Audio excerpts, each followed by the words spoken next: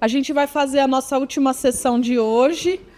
É uma mesa sobre os sujeitos e os métodos da nossa pesquisa, que a gente vai aprofundar um pouco aí como é que a gente desenvolveu isso e o que a gente quer fazer.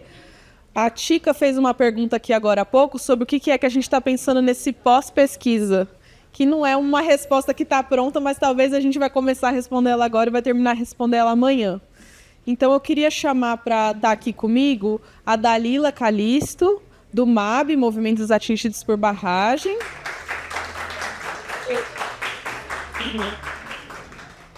E a Vitória Regia, que é da organização Gênero e Número.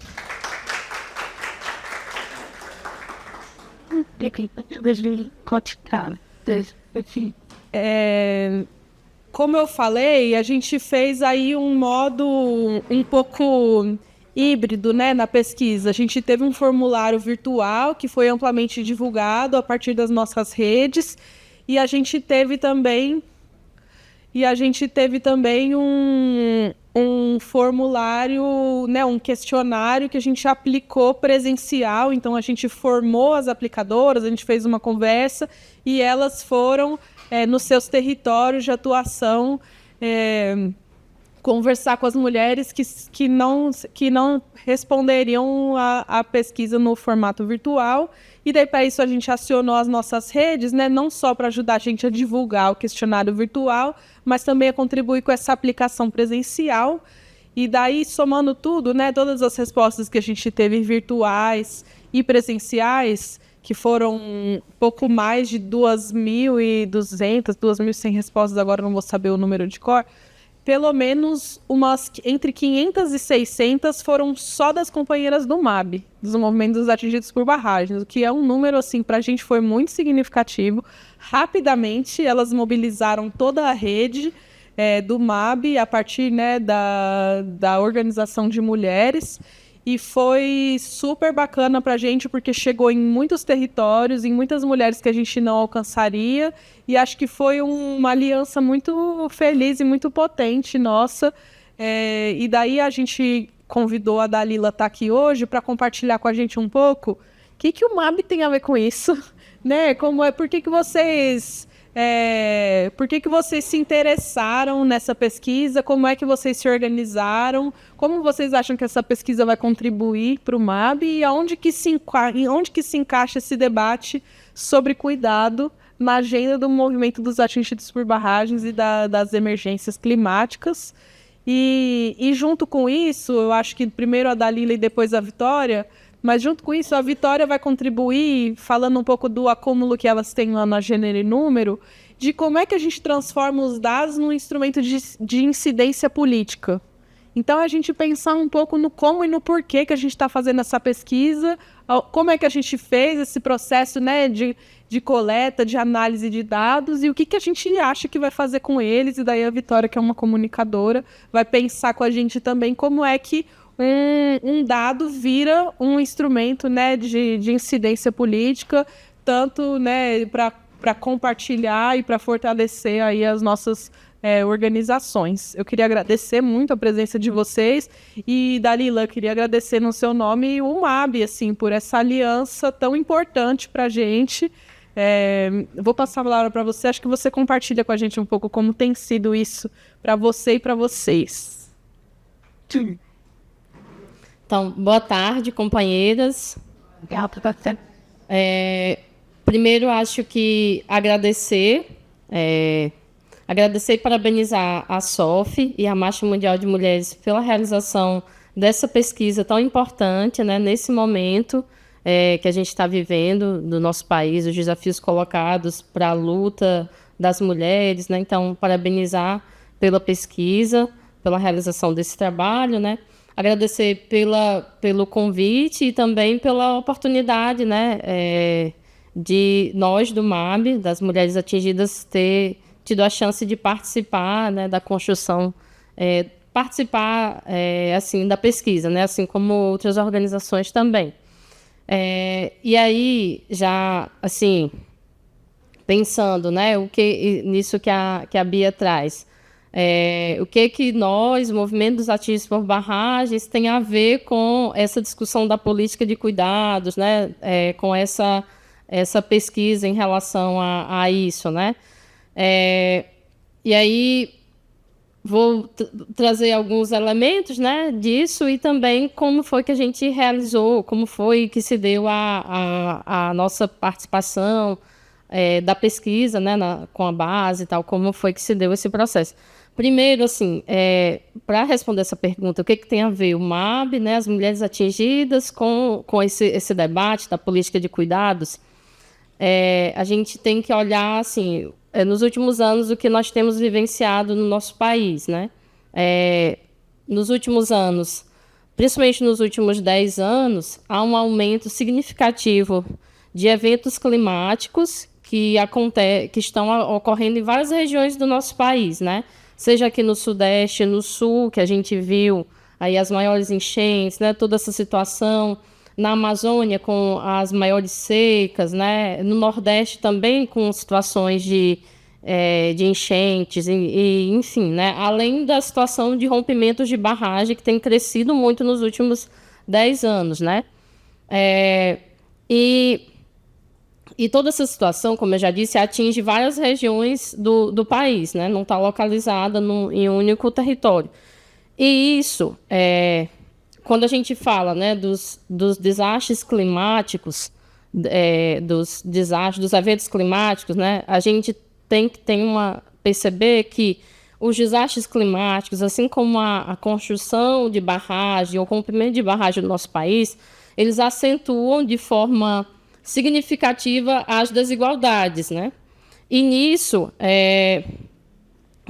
a gente entender que as barragens, os grandes projetos, os eventos climáticos, eles afetam principalmente essa dimensão da reprodução social. Por que isso, né? Porque seja uma construção de barragem, seja o rompimento de barragem, seja um evento climático de enchente, de seca, no caso, enchentes, deslizamentos, quando eles ocorrem, né, eles afetam o tecido social. É um desmantelamento de toda a vida social que está ali instalada na comunidade, no bairro, que é afetado, né? E nisso, as mulheres, mais uma vez, são as que primeiro sofrem com essas situações, né? São as mais atingidas. Então, um pouco disso.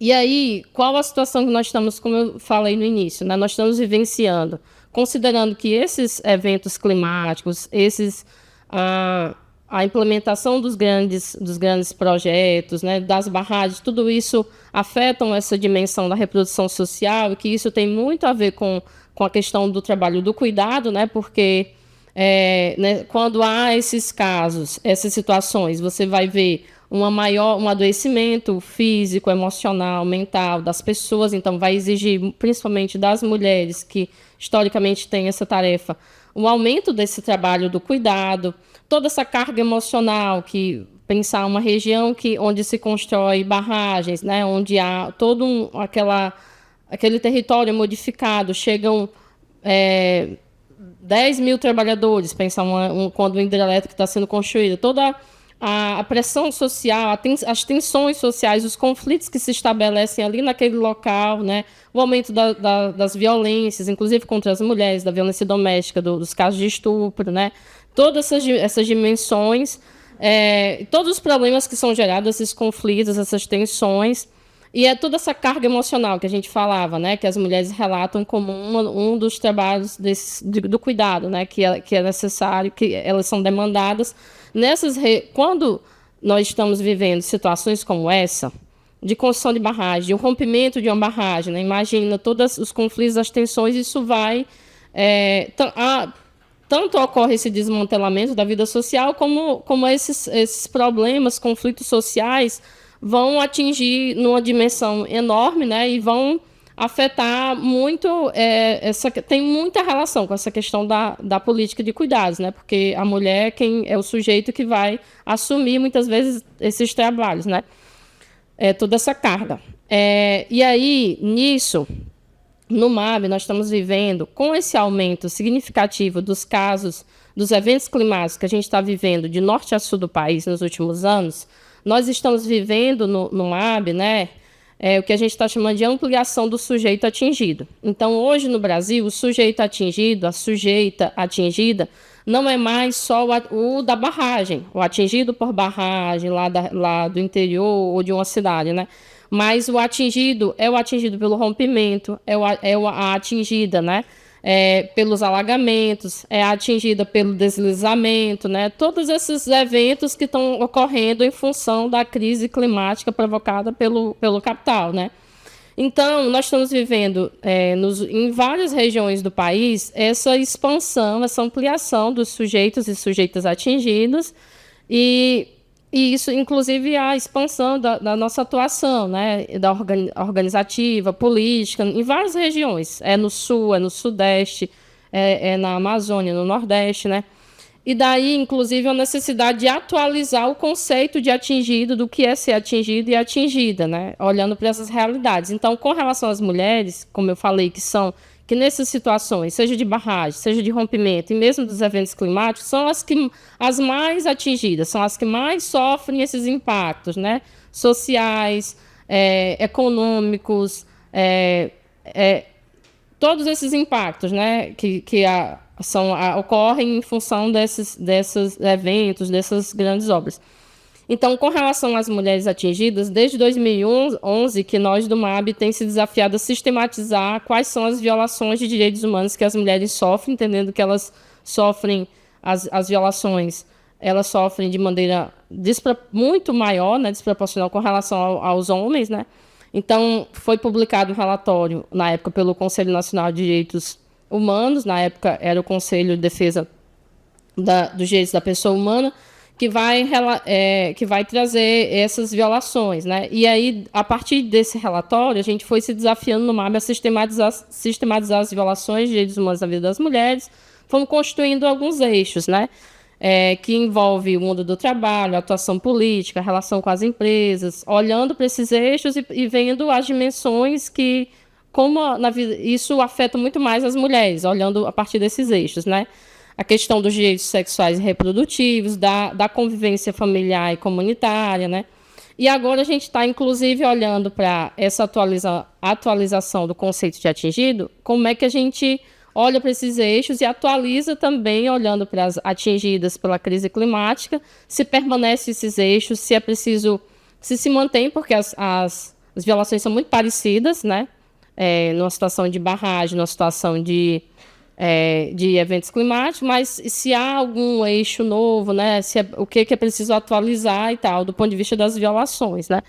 E tudo isso, a gente pensar assim, olhando para esses contextos que a gente está vivendo hoje no MAB, de ampliação do sujeito atingido, entendendo a sujeita que não é mais só por barragem, e toda a expansão também desse trabalho organizativo. A pesquisa, ela chega, né, essa de 2025, né, nesse momento, né, da nossa luta, da nossa organização. Então, entendendo que a importância de participar da pesquisa como uma forma de a gente ter um diagnóstico de quem são, de conhecer se as mulheres atingidas são as que, seja mesmo pela crise climática, as que mais sofrem, né? Mais uma vez, as mulheres são as mais atingidas, no caso também dos eventos climáticos. Então, é importante entender quem são essas mulheres atingidas pela crise climática, pelos rompimentos, né? Entender melhor quem são esses novos sujeitos, novas sujeitas, né, atingidas agora, nesse momento que nós estamos vivendo, né,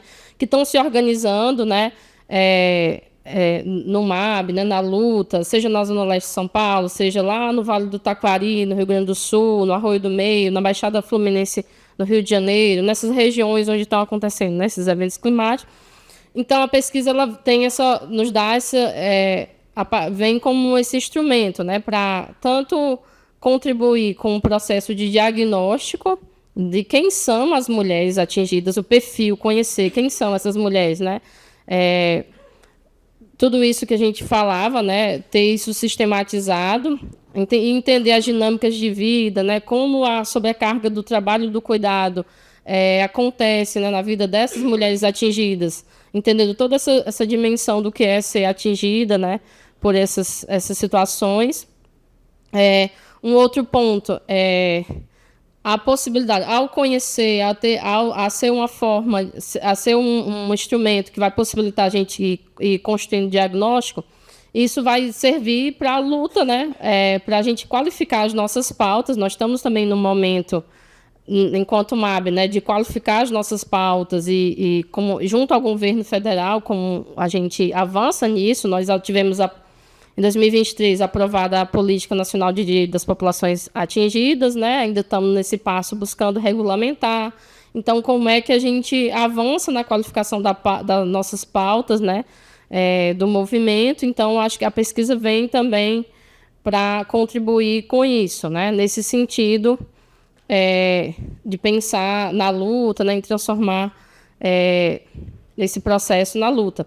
E um outro ponto que tem a relação com essa dimensão, que a gente falava também mais cedo, ao entender essas dinâmicas da sobrecarga, né, do trabalho do cuidado, e o que isso significa, né, na vida das mulheres atingidas, toda essa dimensão, também pensar na questão da saúde, né, nesse tema da saúde das mulheres atingidas, que também é um desafio que a gente está buscando avançar junto, inclusive com a Fiocruz, como é que a gente pensa isso que se falava, né? Esse conceito de saúde, a determinação social da saúde, não como pensar a saúde como essa possibilidade de construir espaços de coletividade, de sociabilidade para a promoção da saúde, né? Como é que a gente pensa isso? Acho que dos dados que a gente vai conseguir sistematizar da pesquisa vai nos ajudar em vários aspectos, né? A pensar o processo organizativo dentro do movimento e para fora na nossa pauta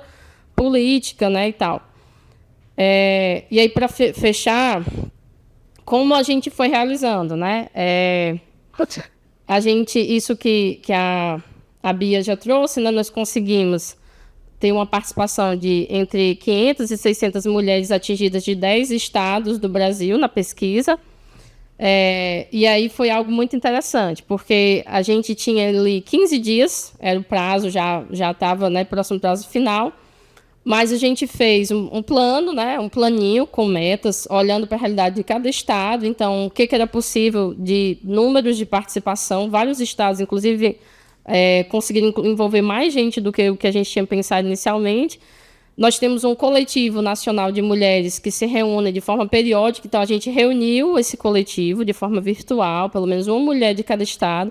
Passamos, né, socializamos o planinho, né, qual era do que se tratava, os objetivos da pesquisa, qual era a importância disso para o MAB, quantas mulheres de cada estado deveriam participar, né, qual a metodologia de como fazer o passo a passo, entendendo que a gente tem um coletivo nacional de mulheres atingidas e nos estados tem um coletivo estadual e temos, além das direções, né, do MAB nos estados e os grupos de atingidos.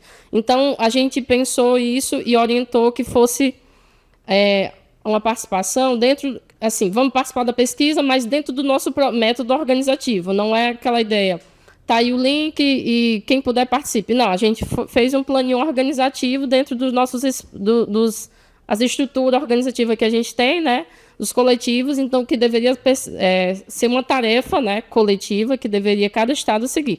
E aí eu e a Bia, a gente conversava, né, até brincava assim, que as mulheres, que tem um fator também, o fato de que eram as mulheres que realizaram essa tarefa. Enquanto a gente é muito eficiente também, quando a gente recebe uma tarefa, a gente executa dentro do prazo, tudo bonitinho, né?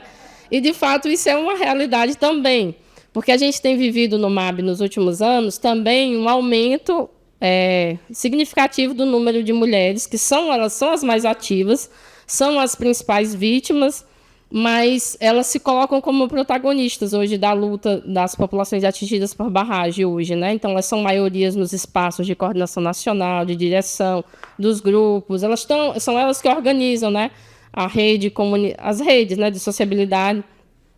Mas a gente brincava que isso é em parte verdade, sim, né?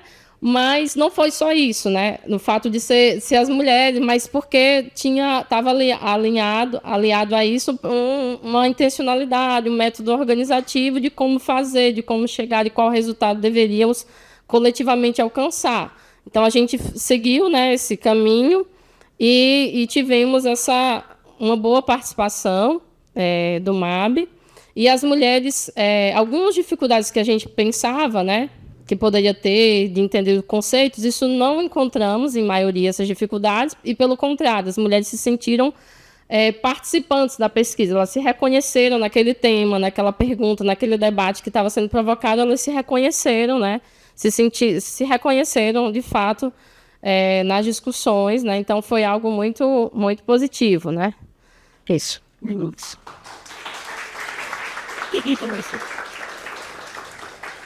Obrigada, Dalila. Passar direto para você. Isso tem.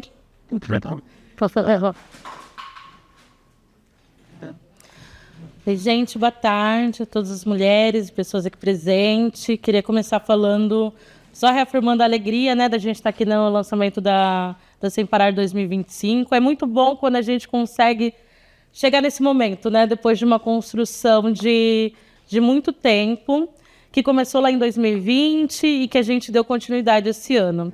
Como a Bia me apresentou, eu sou Vitória Régia da Silva, sou diretora executiva da Gênero e Número, que é a organização parceira da SOF na realização dessa pesquisa. Venho, né, do jornalismo e da comunicação, sempre pensando esse lugar dos dados, do impacto nessa lógica.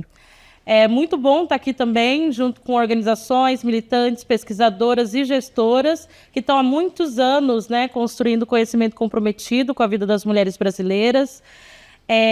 Bom, falando rapidamente, né, da Gênero e Número, a Gênero e Número é uma organização que está há quase uma década, né, a gente vai completar 10 anos ano que vem, produzindo, analisando e comunicando dados com essa perspectiva de gênero, raça e sexualidade para ampliar o debate público e apoiar a tomada de decisões em políticas públicas, né, que é um pouco do que a Bia trouxe, né? O dado por si só, a comunicação por si só, ela não significa muita coisa se a gente não pensar nesse lugar da incidência, do impacto, do coletivo, né? Então, a Gênero e Número é criada nessa lógica, né? E reafirmando uma coisa que a pesquisa Sem Parar também reafirma, gente, com muita força, né? Lembrando o tema dessa mesa, né? Sujeitos e métodos de pesquisa. Quando a gente pensa em sujeitos para fazer pesquisa, sujeitos não são detalhe da metodologia, né? No caso da Sem Parar, são a própria razão da pesquisa existir. Por isso que é importante, né? Acho que Bia falou mais cedo, assim, desse lugar também da gente pensar a valorização de pesquisadoras, pessoas que trabalham com dados, né? Para a gente também sair só dessa lógica, né, de que mulheres são objeto de pesquisa, mas não são quem fazem a pesquisa, né? Então, para iniciar essa conversa, queria trazer esse ponto, né, de que os sujeitos são parte intrínseca da Sem Parar da pesquisa. Se não fossem as mulheres, a pesquisa não faria sentido. A gente tem esse contexto que foi apresentado de manhã e agora nessa mesa da tarde também, né, como a gente retoma esse tema 5 anos depois do início da pandemia, em que a gente ainda está medindo esses efeitos, né, da pandemia sobre as mulheres. E o que a gente tem visto a gente já falou, né, da persistência da sobrecarga, da exaustão e da desproteção. E eu acho muito interessante destacar novamente como a Sem Parar faz isso a partir de uma metodologia que olha para esse diagnóstico mais nacional, mas sem esquecer do território e mostrando que isso é possível, né, inclusive, assim. E que é ancorado junto com essa perspectiva da coletividade. Porque acho que uma das coisas que a Sem Parar traz de também muito interessante e que foi falado agora é como a pesquisa dialoga com a vida real das mulheres e não com abstrações. Tem muitas pesquisas que a gente faz e vê e muitas narrativas que são muito distantes, né? Que apesar de ter o dado, você não vê. Então, é muito legal poder ouvir também da participação das mulheres e como, na própria pergunta, né, tanto na hora de aplicar o questionário quanto na hora de responder o questionário, elas se sentem parte desse processo, porque a pesquisa existe nesse sentido, né? E aí, para falar que quando a gente pensa em dados para incidência, e aí eu trago muito dessa bagagem da Gênero e Número, a gente pensa sobre 3 perspectivas, né? Primeiro, que é a defesa dos dados interseccionais, como condição mínima para compreender qualquer debate que a gente faz no nosso país, né? Não existe uma análise possível, gente, sobre trabalho, cuidado ou renda sem considerar raça, território, idade, classe e arranjos familiares, por exemplo, né? Porque essas camadas vão se combinar para produzir vantagens, né? E aí o cuidado é vantagens, não privilégios, né? Mas vantagens para alguns grupos e obstáculos gigantescos para outros. E isso a pesquisa também mostrou, né? O segundo ponto é que a gente precisa pegar toda essa pesquisa e traduzir isso em incidência. Então, não basta, como eu já falei, só produzir o dado. A gente precisa transformar em narrativa. E quando eu falo em narrativa, não é só narrativa da comunicação que a gente pensa, sabe? Mas uma narrativa única. Qual que é a narrativa? A gente veio falando mais cedo aqui sobre esse debate do qual que é a perspectiva de cuidado e como ela pode se diferenciar para cada mulher, né? Mas qual que é a perspectiva dos movimentos de mulheres sobre o que é cuidado, sabe? A Sem Parar, eu acho que vem para ajudar a gente, né? Não é para trazer respostas sozinha, porque ela não daria conta de fazer isso, mas para ajudar a gente a transformar isso em narrativa. E essas narrativas podem ser transformadas em comunicação, em incidência, em vários tipos de linguagem, né? Então, a gente precisa transformar esses dados em narrativa, com linguagem acessível, em evidência que seja acionável, para que quem toma a decisão, que são os gestores, né? E para quem disputa esses sentidos no debate público, que a gente também falou aqui como, principalmente a política de cuidado está nesse momento, né, de disputas, não só de sentidos, mas de quem protagoniza também essa pauta, né? Terceiro ponto, quando a gente pensa sobre isso, é pensar nesse compromisso com metodologias éticas de pesquisa. Isso pode parecer uma coisa não banal, né, mas uma coisa óbvia, gente. Mas quando a gente trabalha com pesquisa, essa perspectiva de metodologia ética nem sempre está em todas elas, né? E especialmente quando a gente lida com temas que atravessam desigualdades e vulnerabilidades, né? Então, a gente precisa pensar em segurança informacional, em consentimento, em privacidade, em respeito ao tempo e à experiência das participantes. Isso foi levado em conta no decorrer do Sem Parar também, né? Isso faz parte do método de pesquisa. E queria trazer também como a Sem Parar para a gente é um exemplo de como o método pode ser político, porque ele é coletivo, ele é feminista, interseccional e ele é orientado à ação. Por que ele é coletivo? Porque ele reconhece que ninguém pesquisa desigualdade sozinho. A Sem Parar é uma pesquisa que foi feita no coletivo. A gente já falou sobre isso, né? É feminista porque coloca o trabalho de cuidado e o trabalho doméstico no centro da análise. É interseccional porque entende que não existe a mulher brasileira, isso também é importante, né? Mas diferentes mulheres vivendo desigualdades específicas e que precisam ser entendidas. E é orientado à ação porque ele não serve apenas como diagnóstico, apesar de que também é um diagnóstico, né? Um retrato de como a gente chega em 2025, como a gente fecha, na verdade, 2025. Mas a Sem Parar existe porque a intenção dela é provocar mudança. Então, não é só nesse lugar de um diagnóstico que você lê e você não faz nada com isso, né? Então, quando a gente vai olhar os achados da Sem Parar, a gente vê como essa sobrecarga continua sendo, né, um eixo organizador da vida das mulheres, mas também como as mulheres mais afetadas continuam sendo mulheres negras, rurais, indígenas, periféricas, mulheres chefes de família, mulheres com menos proteção social, com menos apoio institucional e com mais responsabilidades, né?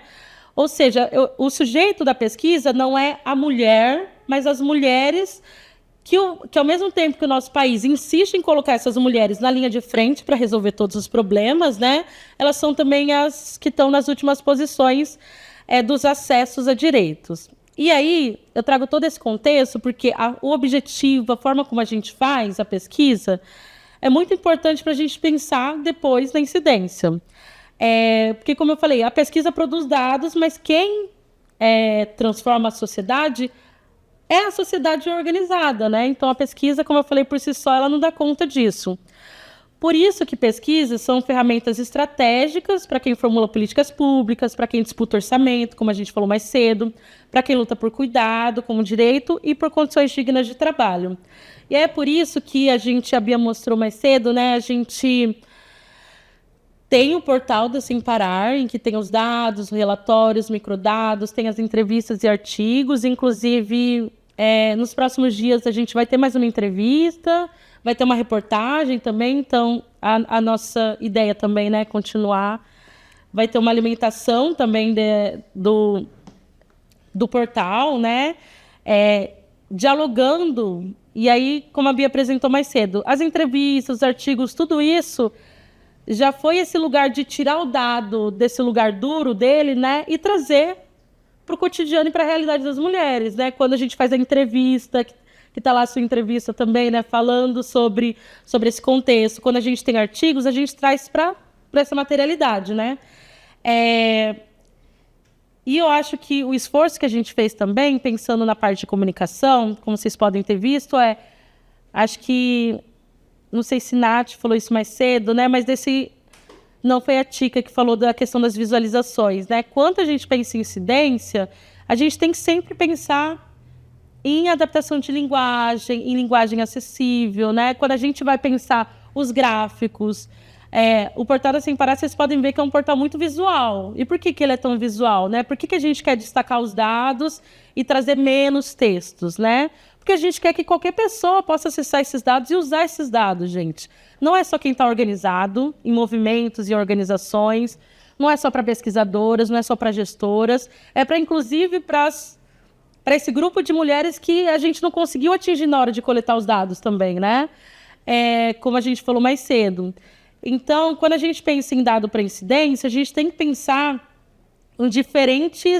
nessas diferentes facetas dessa incidência, que passa pela comunicação, e aí eu falo mais dela, né, porque é a minha área. Então, é pensar em como não só a gente transforma isso num site muito bonito e com uma linguagem acessível, mas como a gente também provoca os meios de comunicação, a imprensa a dialogarem com esse dado. A gente teve esse movimento em 2020, né, Bia, desse dado ter saído em muitos lugares. E isso a gente sabe que também cria uma pressão para os gestores, para quem está pensando políticas públicas, olharem para esses dados, né? E como a gente viu, a gente tem muitos, né? Então daria para fazer 1000 matérias, reportagens possíveis com os dados da Sem Parar, sabe? Então a gente precisa também fazer essa incidência junto à imprensa, inclusive para disputar o que significa esse cuidado que a gente está falando, né? Para disputar essa importância dos movimentos sociais. Então, isso é um esforço que a gente já começou a fazer e vai continuar fazendo. Eu acho que tem esse esforço também na incidência da formação, né? Então, de continuar, principalmente pensando no próximo ano, gente, que a gente tem um ano eleitoral e que esse debate a gente sabe que vai aparecer de uma forma ou de outra, né? E aí eu acho que é muito importante pensar nesses espaços de formação para que a gente consiga pautar esse debate antes de sermos pautadas. Porque o que acontece muitas vezes com alguns temas de gênero e raça, a gente sabe, né, é que a gente só consegue, muitas vezes, de uma maneira mais pública, né, dialogar a partir da reação, né? Então, do ataque. Então, acho que é muito importante, já no primeiro semestre, por exemplo, do próximo ano, a gente conseguir dar essa vazão para a pesquisa, sabe? Para poder pautar o período pré-eleitoral, por exemplo, né? Não só o período eleitoral. Então, acho que esse lugar da formação é muito importante. E eu acho que, como a pesquisa também é viva, esse lugar de formação não precisa necessariamente passar pela SOF ou pela GN, né? O legal é essa coletividade, né? Como as pessoas pegam esses dados para si. E eu acho que tem esse lugar, que também já foi falado de manhã, que é o diálogo com o poder público, né? Essa pesquisa precisa ser apresentada em lugares importantes de decisão, né? Não só os lugares que estão ali, essas construções, né, estratégicas voltadas à política de cuidado, mas inclusive ser apresentada para quem não está olhando para isso como uma prioridade, né? Porque a gente, às vezes, é mais fácil também fazer essa articulação com quem já está pensando sobre isso, mas como a gente mostrou, gente, a questão do cuidado, ela perpassa todas as esferas da vida. Então, precisa perpassar todas as esferas também todos os ministérios. Isso precisa ser algo que, ano que vem, numa eleição que a gente vai estar olhando para a questão não só nacional, mas estadual, a gente precisa trazer essa perspectiva dos estados também, né? E como foi falado, também fazer um diálogo com a Câmara e com o Senado. Porque só o governo federal não dá conta disso. E a gente precisa, mesmo com as dificuldades que a gente tem de articulação, e a gente tem muitas, isso também foi falado de manhã, né? Conseguir pautar isso dentro do Congresso Nacional também. Então, eu acho que hoje, na verdade, é o início do trabalho da tarefa, que a gente convida todas as pessoas que estão aqui presentes, que não estão presentes também, né, mas que vão conhecer a pesquisa a fazer. Se o problema é um problema coletivo e estrutural, a resposta também precisa ser coletiva, né? Eu acho que é uma responsabilidade compartilhada por todas nós. Então, é isso, gente. Se a pandemia acabou e os efeitos... A pandemia acabou, mas a gente entendeu com a pesquisa que os efeitos estruturais sobre as mulheres continuaram. E eu gosto muito, vou finalizar com o nome, né, Sem Parar, porque ao mesmo tempo que ela dá conta de mostrar como essa lógica da sobrecarga faz com que as mulheres não parem, eu acho que ela dá conta também de falar como os movimentos de mulheres, né, as organizações feministas também não vão parar enquanto essa lógica não for essa lógica, né, que distribui trabalho, tempo e a dignidade das mulheres de maneira desigual continuar existindo, né? Então, é um chamado, um convite também para que a gente não pare de trazer esse tema como central para todas as discussões e os espaços que a gente constrói. É isso, obrigada.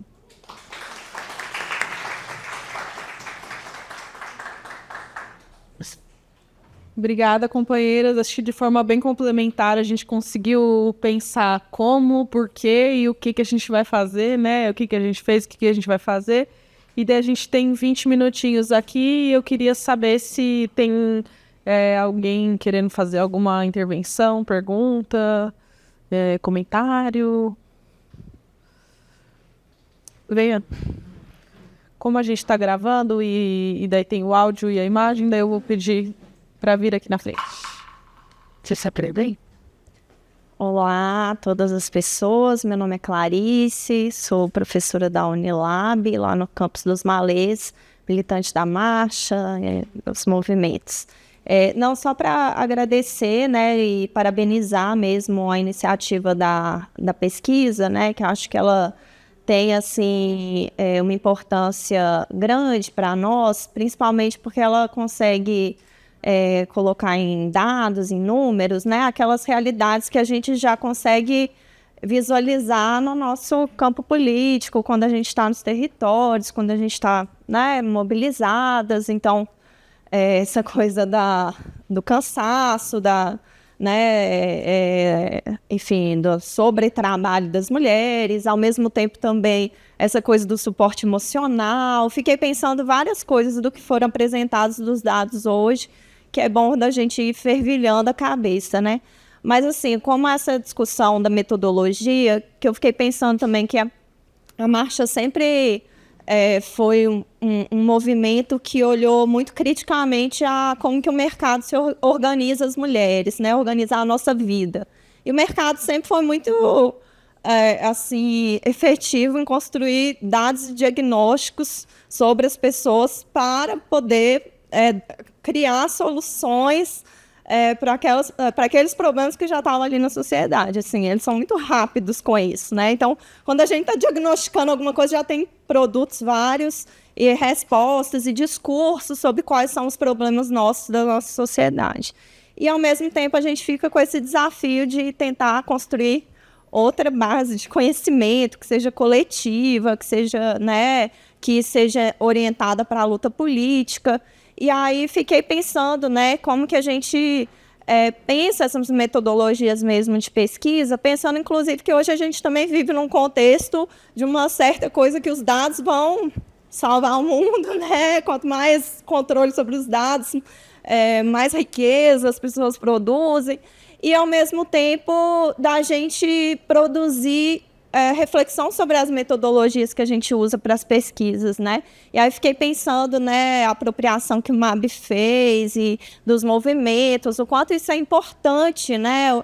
Eu mesmo, assim, eu dou aula num território que a gente de formação de professores e professoras, né?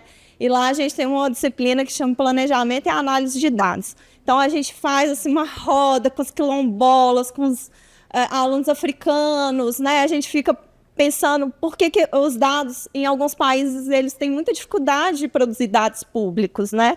E a gente, no Brasil, tem uma capacidade de produção de dados, né, públicos, e acho que uma pesquisa financiada com financiamento público também é muito importante, a gente lutar para que tenham, né, pesquisas que tenham resultados que toda e qualquer pessoa pode se apropriar, né? Aí a gente, quando faz as oficinas, depois os alunos, assim, eles ficam muito... Acho que eles se apropriam muito da realidade quando a gente vai apropriando dos dados, pensando junto com isso as nossas realidades e as nossas lutas políticas. Então, assim, só para dizer assim, que estou muito feliz aí com essa iniciativa de vocês. Obrigada. Obrigada, Fábio.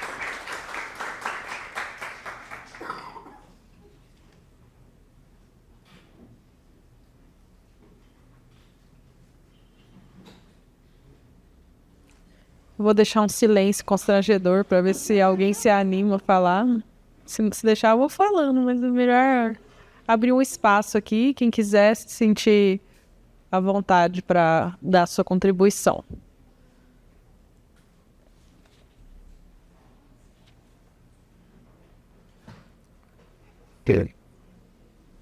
Tá todo mundo cansada já, né? Eu acho que a gente pode talvez fazer só uma rodadinha assim final, reagindo a isso que a Clarice falou, e se quiser colocar alguma contribuição. Daí eu vou começar e depois eu passo aqui para vocês.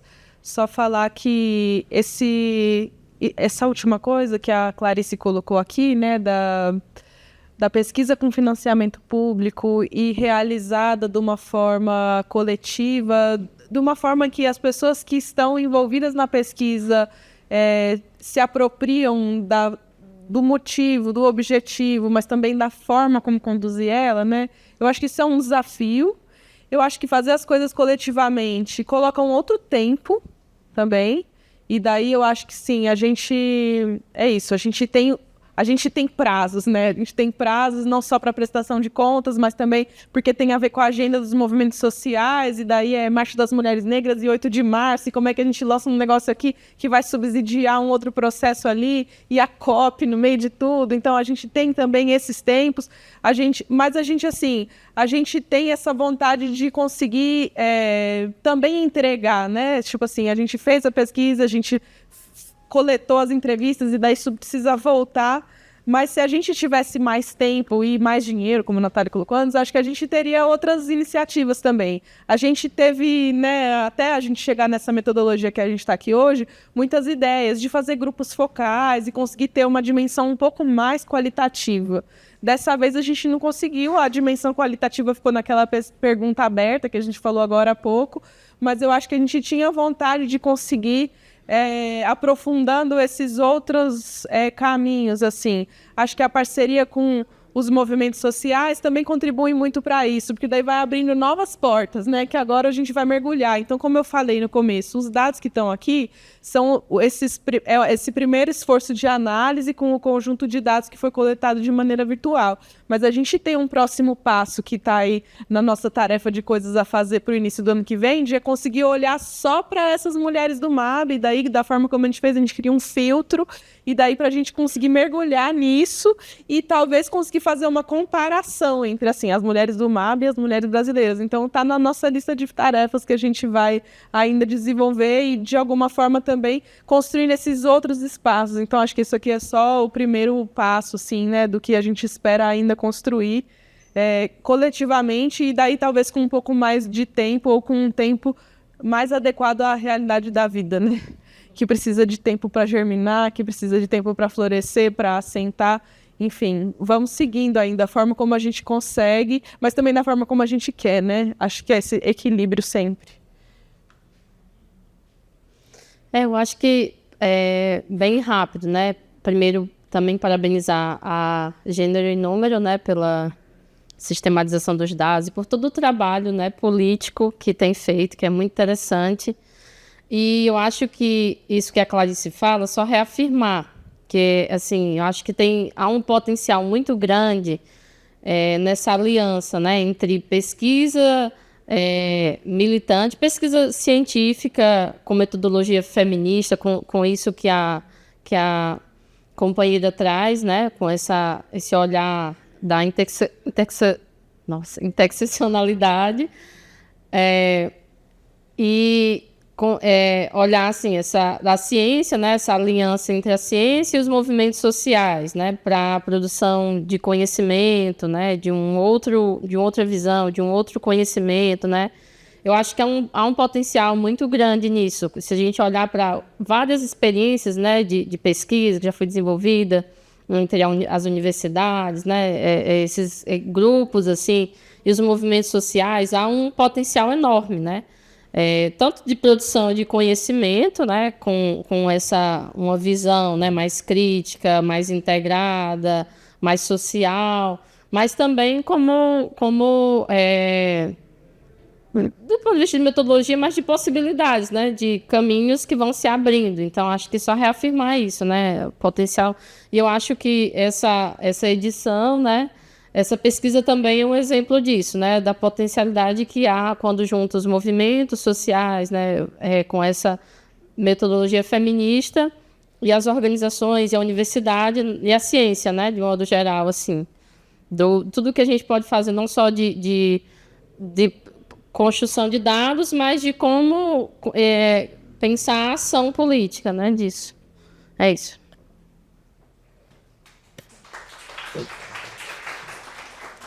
Vou falar também muito rapidamente, mas acho que Clarice trouxe algumas coisas interessantes, né, para a gente pensar como a gente vive, né, nesse momento de uma valorização dos dados, sem dúvida, né? E aí eu acho que tem essa faceta que é a responsabilidade também de quem trabalha com dados poder mostrar, né? De que o dado não é neutro, de que existem metodologias e escolhas que são feitas constantemente. Acho que por isso que esse trabalho de explicar a metodologia, como foi feita, é sempre muito importante. A gente precisa ser transparente nos processos, inclusive porque nenhum dado vai dar conta, e eu estava falando isso mais cedo, né? Nenhum dado a se parar em nenhuma outra pesquisa, mesmo uma pesquisa oficial, vai dar conta da dimensão do cuidado no Brasil. A gente sabe disso. É a mesma coisa que a gente fala com violência. A gente não tem nenhuma, mesmo com dados oficiais, a gente não tem nenhuma pesquisa ou levantamento que dá conta da complexidade da violência. A gente só consegue medir, em muitos níveis, as notificações. É isso que o Estado consegue, né? Mas eu acho que quando a gente tem iniciativas como essa, em parceria junto com outras, a gente consegue montar um quebra-cabeça que vai demonstrar um pouco melhor esse cenário. Mas eu acho que a gente, na Gênero e Número, fala muito sobre a importância do dado ter contexto e narrativa. O dado sem contexto e narrativa ele não serve para nada, porque ele pode ser usado da forma como quiser. Esse dado, por exemplo, que foi apresentado de que diminuiu o cuidado entre crianças de até 12 anos. Como você faz a leitura desse dado se você não pensa o que a Natália trouxe, né? Mas a gente saiu do contexto da pandemia, então as crianças voltaram para a escola. Então, não quer dizer que as mulheres estão deixando de cuidar de crianças para cuidar de outras pessoas. Quer dizer que, no caso de crianças, a gente tem outros espaços em que essas crianças, em que esse cuidado pode ser em vários níveis ali compartilhado, sabe? E é por isso que a interpretação, a narrativa e o contexto vai ser importantíssimo. Então, acho que isso é sempre um ponto que a gente precisa bater, né, gente? Da importância de trazer contexto e narrativa, e eu acho que, como eu falei mais cedo, um dos objetivos do portal é isso, né? Trazer contexto e narrativa para esses dados também. Sobre essa parte da reflexão sobre metodologias de pesquisa, eu só queria ressaltar, para finalizar, uma outra coisa que foi falada de manhã, porque eu sou muito fã dessa metodologia, eu acho que tem muito espaço para a gente trabalhar, que é a geração cidadã de dados. Eu acho que realmente... E hoje, né, a gente tem o manifesto, tem uma rede, que inclusive uma das organizações da frente é a Casa Fluminense, que foi falado, o Data Lab, entre outras organizações. Eu acho que é muito importante a gente pensar metodologias em que realmente a gente consiga ter essa participação das pessoas, né, em diversas etapas. Na coleta, na utilização dos dados, sabe? Eu acho que isso faz muita diferença quando, por mais que a gente viva num país em que produz muitos dados comparado a outros países, mas que a gente tem muitas lacunas, inclusive lacunas sobre dados interseccionais. Eu acho, né, em vários níveis, assim, um pouco vergonhoso como o Estado brasileiro divulga dados sem perspectiva interseccional. Quando você vai olhar os dados, não tem dados de raça. Os dados até hoje de feminicídio, né, gente? Só tem dado de gênero. Os dados de feminicídio que são divulgados. Né? A gente não consegue... A gente precisa fazer um estudo para poder entender como isso impacta mulheres negras. E não é como se o Estado não tivesse coletado esse dado, porque ele coletou, sabe? Então, a gente ainda vive nesse país em que a gente tem essas lacunas dos dados interseccionais. Então, eu acho que, como a pesquisa mostrou, né, esse trabalho colaborativo e conjunto com quem também é o objeto da pesquisa é uma grande chave para a gente produzir pesquisas que além de terem, né, que vão ter mais materialidade e que vão ser usadas também, né, para incidência e para a gente pensar em políticas públicas mais eficazes também. Então, eu acho que pensar sobre metodologia é sempre um processo contínuo para quem trabalha com dados e pesquisa, mas eu acho que a gente tem avançado muito também, a gente precisa tomar para si mais essas metodologias, sabe, participativas, que muitas vezes a gente sabe que em alguns espaços podem ser vistas como menos sérias do que outras, porque isso existe, né? Mas que, como eu falei, depende muito do objetivo da pesquisa. O objetivo, a Sem Parar, eu acho que conseguiu cumprir o objetivo dela, né? Desde o sentido de pensar como ela queria ser feita até o impacto que ela quer ter, sabe? Então, acho que a gente, assumindo isso e construindo coletivamente, acho que é a chave para a gente utilizar melhor os dados, né? De maneira transparente. Mas é isso, gente. Queria encerrar também aqui minha fala e finalizar também agradecendo muito a SOF por essa parceria ao longo do tempo, ao longo desse tempo de pesquisa, o que foi 2020 também, foi um prazer construir isso em 2020, foi um prazer também fazer isso em 2025, né? Frente aos desafios também foi o que a Bia trouxe, que eu acho muito bonito, mesmo dentro, todas as pessoas envolvidas, foi um trabalho também muito, muito bonito, colaborativo, né? E que dentro dos desafios e das possibilidades, acho que a gente conseguiu construir algo muito bacana. Então, obrigado novamente a SOF por essa parceria. E que, quem sabe, daqui a uns anos a gente... 2030 já está marcado, a gente faz o diagnóstico de novo. Espero que com um cenário um pouco melhor do que a gente conseguiu apresentar agora em 2025. Obrigada.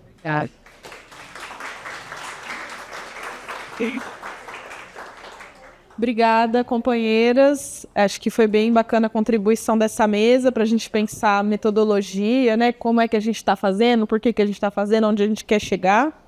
Amanhã continuamos. A gente vai começar às 9h, a gente vai ter na parte da manhã aí mais momentos, né, para aprofundar os dados.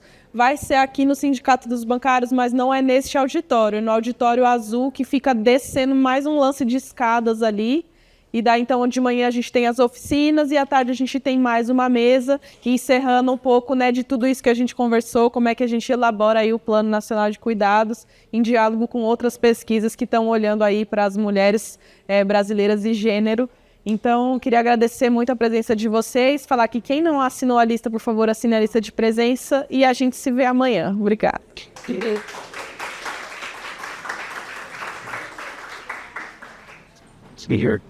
And Mark, say that.